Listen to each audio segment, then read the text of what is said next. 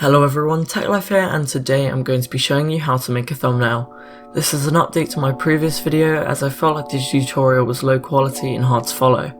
This is really quick and easy to do, so if you're new here and would like to see this kind of content in the future, then make sure to subscribe below and turn on notifications so you never miss another video.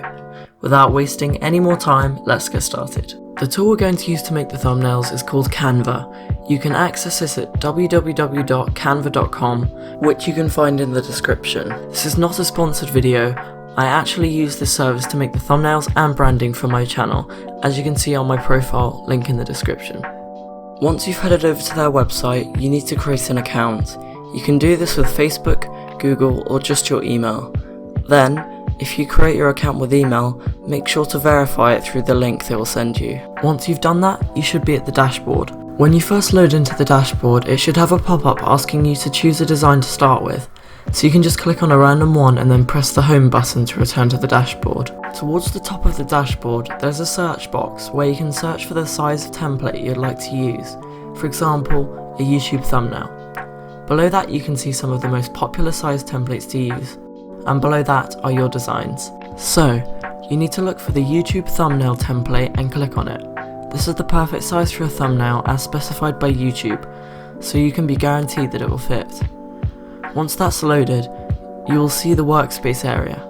There should be a large white canvas. To the left is the sidebar, which showcases the templates you can use, the Canva stock photo library, icons and shapes to use in your own designs, text templates, a variety of backgrounds, your photo area where you can upload your own photos to use, folders with your photos in them, and apps like Pixabay, YouTube, Instagram, and others to add different elements into your designs.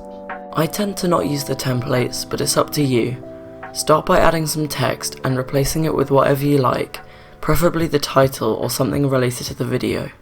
You can change the font, size, colour, styling, alignment, capitalization and spacing along the toolbar at the top. My favourite font to use in my thumbnails is League Spartan, but it's all down to what video you're making the thumbnail for and personal preference. If you want to use a template, now's the time to choose one from the sidebar. There's quite a variety to choose from, and you can tweak them in any way you like. If that's all you want to do, then you can hit download and select the file format you want to use, and then click on download again. I use PNG. You can also click on the drop down arrow next to the download button to see other ways you can share and use the design you've created. However, for this tutorial, I'll be showing you how to make a custom thumbnail to be more personalised and make your videos stand out. The first thing you want to do is probably choose a background. Head over to the background tab and either choose one of their pre-made ones, click on solid colour and choose a colour of your own, or you can head over to the uploads tab and import your own image.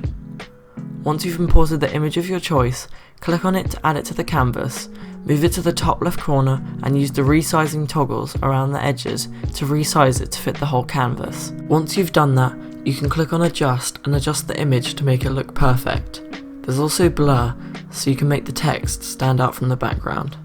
If you want to add more text, you can head over to the text tab and either insert a heading, subheading or body text. If you want to add more elements like an arrow, box, emoji or something else, you can head over to the Elements tab and either search or scroll through the selection of icons and elements to pick from. Avoid the elements that have the crown in the corner of them, as they are premium elements that come with a premium plan. That's great if you're willing to pay, but I prefer to stick to the free ones. Again, simply click on the element you want to use and resize it. They are vector graphics, so they shouldn't blur when you make them bigger, and you can also adjust their colours. Like with images, you can also flip them, duplicate them, adjust their position and transparency, set them to a link, this won't work with thumbnails, lock them to avoid resizing them, and delete them. Finally, when you're done making your thumbnail, click on download and select the file format you'd like to use, or click on the drop down arrow and choose an alternative way to share it. That's it. It's quite simple once you get used to it. I hope you did find this useful, and if you did, then please make sure to hit the like button, share it with your friends and subscribe, as these videos take a really long time to make and it helps the channel out. Thank you so much for watching, and I'll see you next time. Goodbye.